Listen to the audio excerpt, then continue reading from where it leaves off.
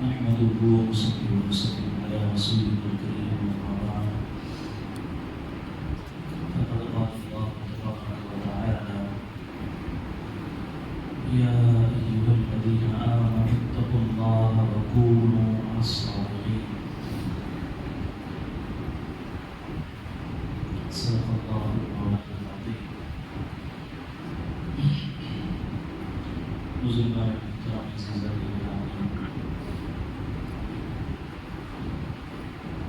صحبت کا انسان کی طبیعت پر بہت بڑا اثر ہوتا ہے. صحبتوں کی وجہ سے، تعلقات کی بنیاد پر، دوستیوں کی وجہ سے آدمی کا عقیدہ، عمل، اخلاق، اس کے اندر تبدیلیاں پیدا ہوتی ہیں. اسی لیے حدیث میں بھی کہا گیا ہے کہ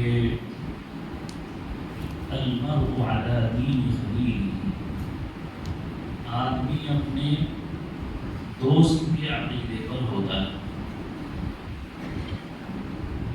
اس لیے ہر شخص کو دیکھنا چاہیے کہ اس کا تعلق قلبی دوستی کس سے ہے. ایک وہ تعلقات ہیں یا وہ روابط ہیں یا وہ دوستیاں ہیں جو وقتی طور پر کی جا رہی ہیں اور وقتی طور پر اس کا انقطاع ہو جا رہا ہے، اور ایک وہ تعلقات ہے جو ہمیشگی کے ساتھ، دل کے جھکاؤ کے ساتھ ہیں. ایسی دوستیاں، یہ دوستیاں اگر اچھے لوگوں کے ساتھ ہوگی تو وہ اچھی چیزیں اس کے اندر منتقل کریں گے. حضرت محمد صلی اللہ علیہ وسلم نے ایک اور مثال سے اس کو یوں سمجھایا: اگر کسی شخص کا دوست ادھر کی دکان والا ہے اور اس کے پاس اس کو جانا آنا لگا ہوا ہے، تو وہ یقیناً خوشبوؤں کا پسند کرنے والا اور اس کا خریدار اور اس کا استعمال کرنے والا بن جائے گا اس کی دوستی کی وجہ سے.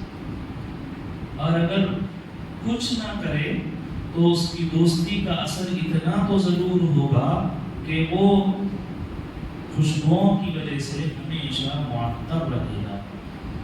اور ایسے ہی آپ صلی اللہ علیہ وسلم نے فرمایا: اگر کسی نے کسی لوہار کی جو بھٹی چلا رہا ہے اس کی دوستی کر لی تو پھر یقیناً وہ ان کے پاس جائے گا، آئے گا، تو اس کی وجہ سے اس کے اثرات اس کے جسم پر، اس کے قلب پر پڑیں گے.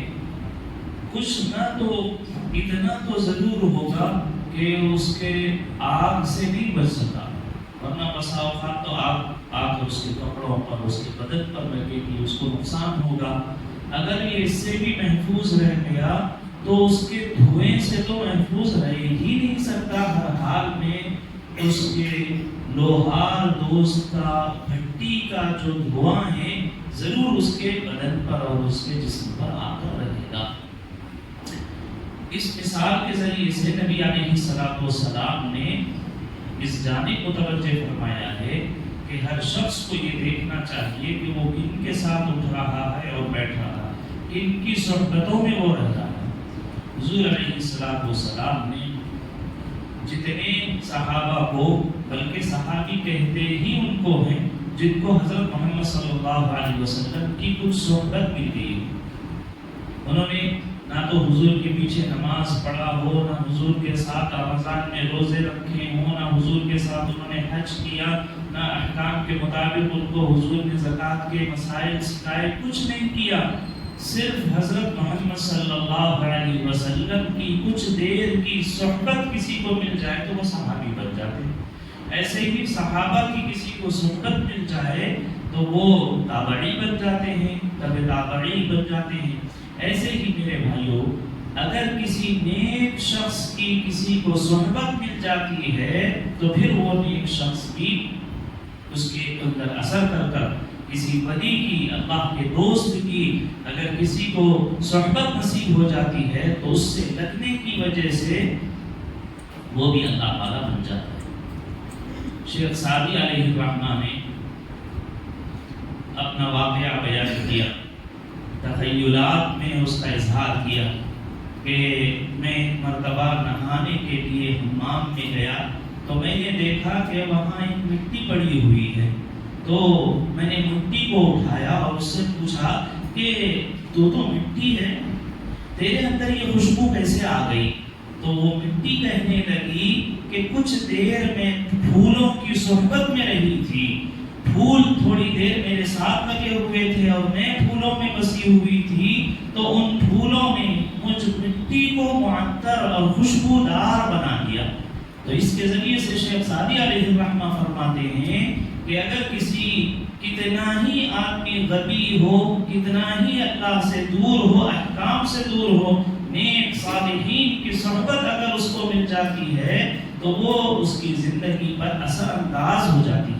اس لیے ہم سب کو چاہیے کونوا مع الصادقین، نیک لوگ، سچے لوگ جو ایمان میں سچے ہوں، اعمال میں سچے ہوں، عقیدے میں سچے ہوں، اخلاق میں سچے ہوں، ظاہر باطن ان کا یکساں ہو، ایسے نیک لوگوں کی صحبت کو ہم لازم پکڑنا چاہیے۔ ہمارے اندر بھی اگر کوئی شخص نمازی ہے، نمازی کی صحبت میں رہیں گے، چند دن گزریں گے تو یہ نمازی بن جائے گا۔ ایسے ہی کوئی شخص گندی چیزوں کو استعمال کرنے والا ہے، کھانے اور پینے والا ہے، تو وہ ان کے ساتھ رہتے رہتے ان سے متاثر ہو جاتا ہے، خود استعمال کرنے والا بن جاتا ہے، یا کم از کم یہ شخص بھی شراب کی برائی کو برا سمجھنا چھوڑ دیتا ہے۔ جو شراب نہیں پی رہا ہے لیکن شرابی دوستوں کی صحبت میں بیٹھ رہا ہے، اس کا اثر اتنا ضرور آئے گا کہ وہ اس گناہ کو گناہ اور گندا نہیں سمجھے گا جن کی جو اس طرح کے معصیت کرنے والوں کی صحبت میں رہتا ہے۔ ایسے ہی اگر کوئی نیک شخص کے صحبتوں میں ہے، یا اگر اس کو تہجد نہیں مل رہی ہے، اس کے اذکار نہیں ہو رہے ہیں اور اس کے بہت بڑے چلا کشیاں نہیں ہو رہی ہیں، لیکن نیک صالحین کی صحبت کی وجہ سے کچھ نہ کچھ وہ نیکیوں میں فرائض کے ساتھ نوافل کا اہتمام کرنے والا بن جائے گا۔ اس لیے ہمیں چاہیے کہ ہم اس بات پر نظر رکھیں کہ ہم اس کی صحبت اختیار کریں۔ کون ہیں اللہ والے؟ ہمارے بزرگوں نے اللہ والوں کی، اولیاء اللہ کی صفات بیان کی ہیں۔ امام طحاوی رحمۃ اللہ علیہ نے طحاوی عقیدۃ الطحاوی کے اندر بیان کیا ہے۔ شرح عقائد الطحاویہ میں حضرت نے لکھا ہے، امام طحاوی رحمۃ اللہ علیہ نے، کہ ولی کون ہے؟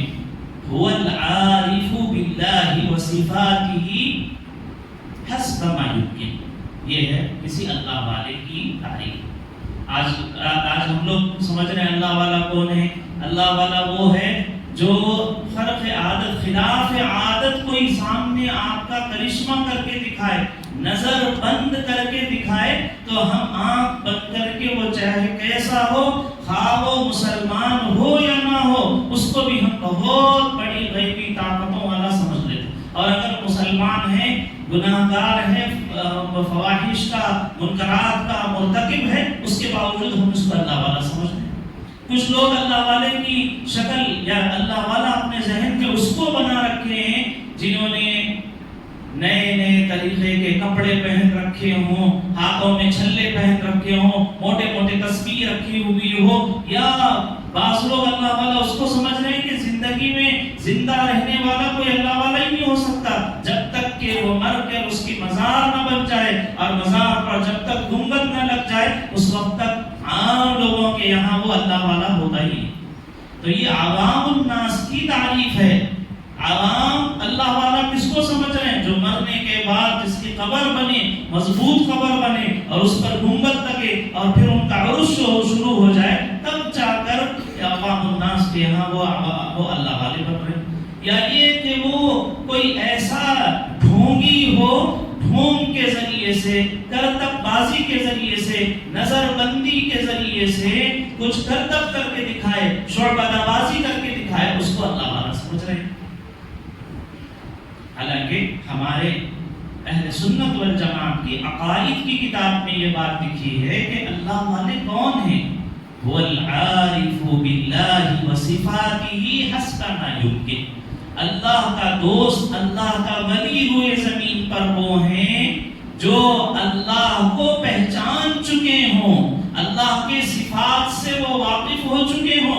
حسب ما يمكن، جتنا ممکن ہوا جتنا اللہ تعالیٰ کو ان کی شان کے مطابق تو کوئی پہچان ہی نہیں سکتا.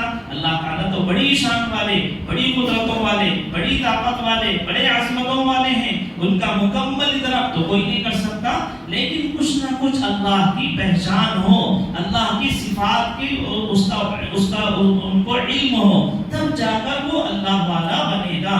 ایسا نہیں کہ شعبہ بازی دکھا دے. امام طحاوی رحمۃ اللہ علیہ نے لکھا ہے کہ خلق عادت جو باتیں ہوتی خلاف عادت، عام طبیعت اور فطرت جو ہے اس کے خلاف جو باتیں پیش آتی ہیں وہ 5 طرح کی ہوتی ہیں. ایک وہ ارہاس کہا جاتا ہے. یہ نبیوں سے نبوت کے اعلان سے پہلے نبیوں سے خلاف عادت، خلاف فطرت کوئی بات پیش آ جائے اور انہوں نے ابھی تک نبوت کا اعلان نہیں کیا، نبوت کے اعلان سے پہلے نبیوں کے ہاتھ سے خلاف عادت، خلاف فطرت کوئی بات پیش آ جائے تو اس کو معجزہ نہیں، اس کو ارہاس کہتے ہیں.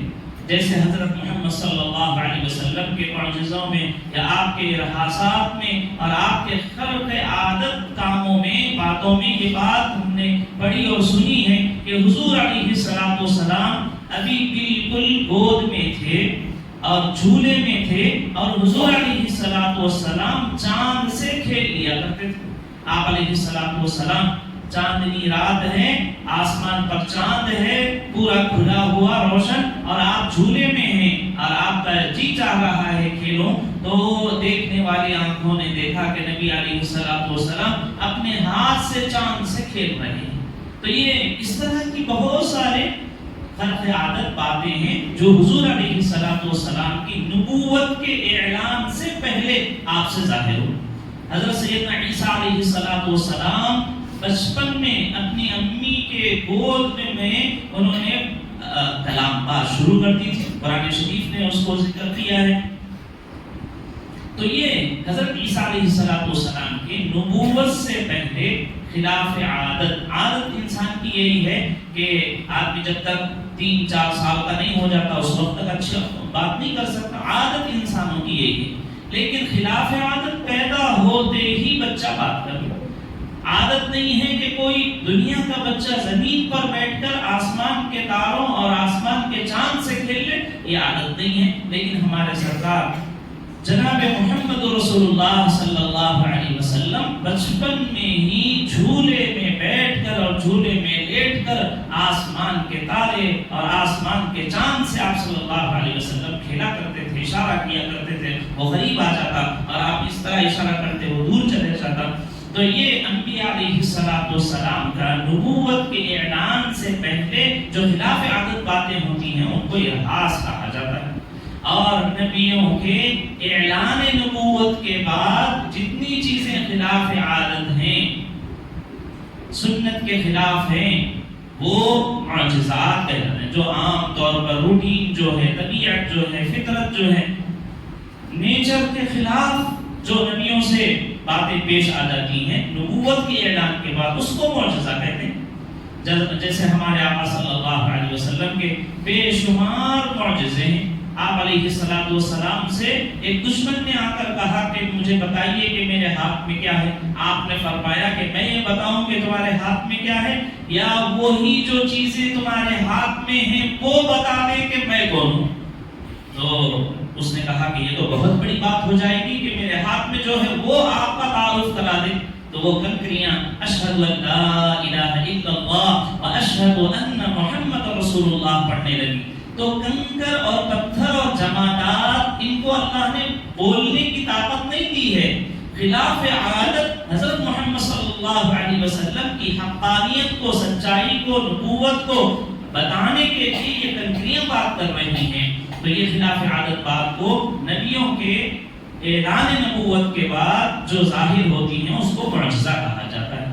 اور اگر کوئی خلاف عادت بات کسی نیک اللہ کے ولی سے جو العارف باللہ ہو، اللہ کو بھی پہچانتا ہو، اللہ کے صفات کو بھی پہچانتا ہو، والمواظب علی الطاعات، جس کو اللہ کے حکموں کی پابندی کرنے کا اس کا مزاج ہو۔ اللہ والے کیسے پہچانیں گے ہم اللہ والوں کو؟ ان کی کرامتوں کو دیکھ کر نہیں، ان کے خلاف فطرت کوئی کام کو دیکھ کر ہم یہ نہیں سمجھنا چاہیے کہ یہ اللہ والے ہیں۔ شاید اللہ والے کوئی اللہ کے ولی ہیں یا نہیں ہیں، یہ پہچاننے کا پیمانہ اہل سنت والجماعت کی کتابوں میں یہ لکھا ہوا ہے کہ سب سے پہلے یہ دیکھو کہ اس کو اللہ سے تعلق ہے یا نہیں۔ یہ اپنے پیچھے چلنے والوں کو اللہ تک پہنچانے کے لیے پہلے سے اس کو اللہ کا راستہ معلوم ہونا چاہیے، تبھی تو جا کر وہ منزل کی رہنمائی کرے گا۔ یہ خود اللہ تک پہنچا ہوا نہیں ہے تو یہ اپنے ماتحتوں کو، مریدوں کو، اپنے شاگردوں کو اللہ تک کیسے پہنچائے گا جبکہ خود اس کا اللہ سے تعلق نہ ہو؟ تو العارف باللہ وصفاته حسب ما يمكن والمواظب على الطاعات والمجتنب عن المنهيات والمنکرات، جو منکرات سے بچنے والا ہو۔ اللہ نے یہ جو کبیرہ گناہوں کا ذکر کیا ہے، کبیرہ گناہوں میں سے کسی کبیرہ گناہ کا ارتکاب نہ کرتا ہو۔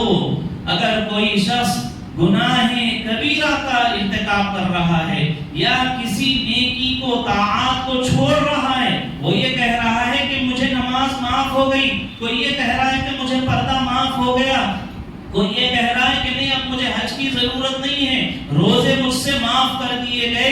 اگر کوئی یہ کہہ رہا ہے اور اپنی ولایت کا، ولی ہونے کا دعویٰ کر رہا ہے تو یہ جھوٹا ہے، یہ شخص ولی نہیں ہو سکتا۔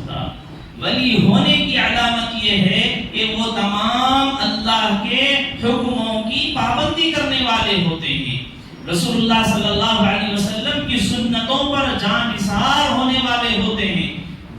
جیسے ہی انہیں معلوم ہو جائے کہ یہ سنت ہے، اس کو جان جان کر کرنے والے ہوتے ہیں۔ والمجتنب عن المنکرات، جتنے منکرات ہیں ان سب منکرات سے بچنے والے ہوں۔ والمعرض عن انہماک الشہوات والشبہات، جتنے شبہ کی چیزیں ہیں، شہوت کی چیزیں ہیں، ان سب چیزوں سے وہ اپنے آپ کو بچانے والے ہیں۔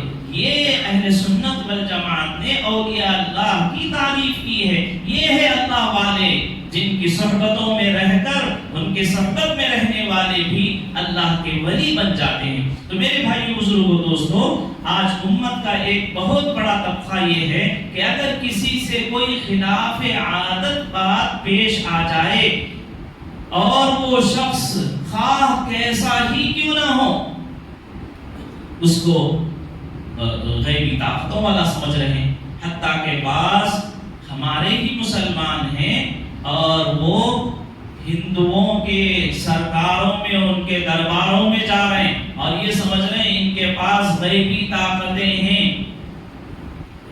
آپ مجھ سے زیادہ جانتے ہیں، بھاگیشور دھام سرکار کے نام سے کتنے ویڈیوز ہیں اور کتنے لوگ مسلمان، مرد بھی، عورتیں بھی، پڑھے لکھے بھی، اچھے عہدیدار بھی، سیاستدان بھی وہاں پر جا رہے ہیں۔ کرولی شاہ کے نام سے، کرولی سرکار کے نام سے لوگ ان سے متاثر ہو رہے ہیں، حالانکہ یہی عقائد میں یہ بات لکھی ہوئی ہے کہ خلاف عادت باتیں جیسے اولیاء اللہ سے پیش آ سکتی ہیں اور اس کو معجزہ کہا جاتا ہے، ایسے ہی کسی کافر سے، کسی گناہگار سے، عاصی سے، برے شخص سے بھی خلاف عادت باتیں پیش آتی ہیں اور اس کو استدراج کہا جاتا ہے۔ آپ جانتے ہیں کہ دجال قیامت سے پہلے آئے گا، وہ سب سے بڑا کافروں کا بڑا کافر ہے، اللہ کے نافرمانوں میں سب سے بڑا نافرمان ہے، اور وہ اسی جادو کے ذریعے سے، منتروں کے ذریعے سے، نظر بندی کے ذریعے سے وہ اسلام سے لوگوں کو ہٹائے گا۔ اس بڑے دجال سے بچنے کے لیے نبی علیہ السلام نے اپنے ہی زمانے میں ساری باتیں سناتی ہیں۔ آج مسلمان یہ چھوٹے دجالوں کو جو چھوٹی چھوٹی شعبے دے کر کے دکھا دے رہے ہیں کہ آپ کہاں سے آئے ہیں، آپ کو کیا ضرورت ہے، آپ کی کیا بیماری ہے، اگر کوئی بول دے تو بالکل ہم اس کو بڑی طاقت والا سمجھ کر متاثر ہو رہے ہیں، اسلام سے ہاتھ دھو رہے ہیں، غیر مذہب کو اور ان کی چیزوں کو، عبادتوں کو کرنے والے بن جا رہے ہیں۔ تو میرے بھائیو بزرگوں دوستو، ربیع الثانی کا مبارک مہینہ ہے، اس میں اولیاء اللہ کے تذکرے سننے سنانے کے ہمارے معمولات ہیں۔ تو اولیاء اللہ کون ہیں؟ اللہ کے نیک بندے، اللہ کے دوست کون ہیں؟ اس کو ہمارے علماء نے بڑی تفصیل سے لکھ دیا ہے۔ اسی تفصیل کے زیر نظر اور اسی کے تحت میں ہم اللہ والوں کو پہچانیں گے، خواہ ان کے ہاتھ سے کرامت کا اظہار ہو یا نہ ہو۔ ہاں، اولیاء اللہ کی کرامات حق ہیں، یہ اہل سنت والجماعت کا عقیدہ ہے۔ کرامات الاولیاء حق، اللہ کے نیک بندے اولیاء سے کرامات ظاہر ہوتی ہیں۔ خوب کرامت، قرآن شریف میں کرامتوں کا ذکر ہے۔ حضور علیہ السلام کے بعد حضرت سیدنا ابو بکر، عمر، عثمان، علی رضی اللہ عنہم سے لے کر آج تک کے زمانے تک اللہ کے نیک بندوں سے بہت سارے خلاف عادت باتیں پیش آئی ہیں۔ یہ ایک عقیدہ اپنی جگہ مسلم ہے، لیکن یہ بات بھی یاد رکھنا چاہیے، خلاف عادت باتیں جیسے نیک لوگوں سے پیش آتی ہیں، ایسے ہی برے، بدکار، کافر اور مشرک سے بھی پیش آ سکتی ہیں۔ صرف شعبدہ بازی کو دیکھ کر یا اس کے آئندہ سے متعلق باتوں کی پیشن گوئیوں کو دیکھ کر کسی مسلمان کو اس سے متاثر نہیں ہونا چاہیے۔ اگر ایسے ہی متاثر ہونے کا سلسلہ جاری رہا تو آخر میں آنے والا سب سے بڑا دھوکے باز دجال وہ آئے گا، اس کے ایک ہاتھ میں جنت اور ایک ہاتھ میں دوزخ ہوگی، یعنی ایک ہاتھ میں اس کے ماننے والوں کے لیے وہ سہولتیں دے گا، وہ کھانا دے گا، وہ پانی دے گا، وہ راحتیں دے گا، اور جو اس کا انکار کرنے والے ہیں ان پر پانی اور کھانا اور سہولتوں کی پابندی لگائے گا۔ تو کیا اس وقت میں ہم متاثر ہو جائیں گے، اسلام کو چھوڑ دیں گے، اللہ کا، اللہ کے رسول کا انکار کر دیں گے؟ تو میرے بھائیوں، یہ بنیاد نہیں ہے۔ اللہ کے نیک بندے جن کے ساتھ صحبت کرنے اور ان کے ساتھ رہنے کی وجہ سے اللہ تبارک و تعالی ان کے ساتھ اٹھنے بیٹھنے والوں کو بھی نیک بنائیں گے، تو وہ کون ہیں؟ وہ نہیں ہیں جن سے کرامتوں کا ظہور ہونا ضروری ہے، ایسا نہیں ہے۔ بہت سارے صحابہ ہیں جن سے، وہ صحابی ہیں، ان سے کرامت ظاہر نہیں ہوئی۔ بہت سارے اولیاء اللہ ہیں، کوئی کرامت ظاہر نہیں ہوئی۔ ایک مرید اپنے شیخ کے پاس پہنچے، ایک لمبی مدت گزاری اور کہا کہ حضرت مجھے جانے کی اجازت دے دیجئے، میں جانا چاہتا ہوں۔ وہ سمجھ گئے کہ یہ کیوں چلے جانا چاہتا ہے واپس۔ تو انہوں نے پوچھا کہ وجہ کیا ہے؟ تو انہیں بتایا کہ میں اتنی مدت، لمبی مدت، 10 سال، اتنی لمبی مدت آپ کے پاس گزارا ہوں، کوئی خلاف عادت اور کرامت کی چیز میں نہیں دیکھا، اس لیے میں چاہ رہا ہوں کسی اور کی صحبت میں رہوں گا۔ تو انہوں نے کہا کیا آپ نے اتنی لمبی مدت میں کوئی فرض چھوٹتا ہوا مجھ کو دیکھا ہے؟ کیا کسی خلاف سنت عمل کو کرتا ہوا تم نے مجھے دیکھا ہے؟ انہوں نے کہا کہ نہیں، کبھی آپ سے کوئی فرض، کبھی آپ سے کوئی سنت، کبھی آپ سے کوئی نفل اور مستحب خلاف سنت، نہ تو دن میں، نہ رات میں، نہ خلوت میں، نہ جلوت میں، نہ عبادت میں، نہ معاملات میں، کسی میں نے نہیں دیکھا۔ تو انہوں نے فرمایا کہ یہی سب سے بڑی کرامت ہے کہ اللہ کے نیک بندے اللہ کے حکم کے مطابق زندگی گزارتے ہیں۔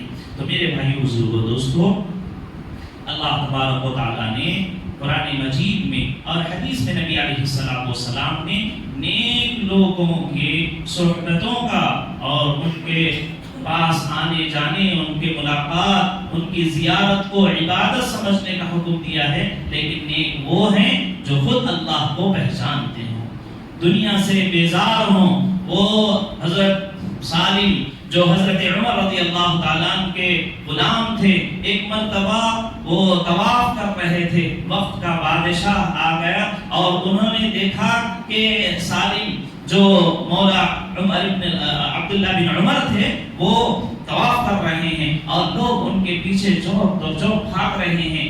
تو ان سے آ کر ہشام نے کہا کہ اگر آپ کی کوئی ضرورت ہے تو بتا دیجئے، میں بادشاہ وقت ہوں، آپ کی خدمت کرنا چاہتا ہوں، کچھ تحفہ دینا چاہتا ہوں۔ تو وہ مسجد میں تھے، حرم شریف میں تھے، انہوں نے کہا کیا بات کر رہے ہو، یہاں اللہ کے گھر میں بیٹھ کر غیر اللہ سے مانگنا یہ شان اولیاء اللہ کے خلاف ہے۔ یہ کہا انہوں نے۔ آج اللہ والے بننے کا یا اپنے آپ کو اللہ والے ہونے کا دعویٰ کرنے والے وہ لوگ ہیں جو لوگوں کی جیبوں پر اور ان کے مالوں کے اوپر نظر رکھے ہیں، یہ اللہ والے نہیں ہیں۔ تو میرے بھائی بزرگوں دوستو، اللہ والے وہ ہیں جو خود اللہ کو پہچانتے ہیں، اللہ کی معرفت ان کو حاصل ہے، اللہ کی صفات کا ان کو، قدرتوں کا، طاقتوں کا ان کا علم ہے۔ جو ان کے پاس بیٹھتا ہے اللہ کی محبت کو وہ پیدا کر دیتے ہیں، اور طاعات پر بہت پابند ہیں، اور ان سے ملنے والوں کو نماز، روزے، پردے اور اچھائی کا حکم دیتے ہیں اور برائیوں سے ان کو رکاتے ہیں۔ ایسے لوگوں کی صحبت اختیار کرنا، اور اس کے علاوہ جو اس طریقے پر نہیں ہے، اللہ کا ماننے والا نہیں ہے، رسول اللہ کی اطاعت کرنے والا نہیں ہے، شریعت کا پابند نہیں ہے، وہ کتنے ہی شعبدے دکھا دے، کتنے ہی بڑی بڑی چیزیں ہواؤں میں اڑ کر دکھا دے، پانی میں چل کر دکھا دے، پتھر اس کے ساتھ بولنے لگ جائیں، تب بھی ایک مسلمان کو اس کو ولی تو کیا، ایک عام مسلمان بھی سمجھنے کی اجازت نہیں ہے۔ اللہ تعالیٰ ہم سب کو توفیق نصیب فرمائے کہ ہم نیک لوگوں کو پہچانے بھی اور نیک لوگوں کی صحبتوں کو ضروری سمجھیں۔ اللہ توفیق نصیب فرمائے۔ وآخر دعوانا الحمدللہ۔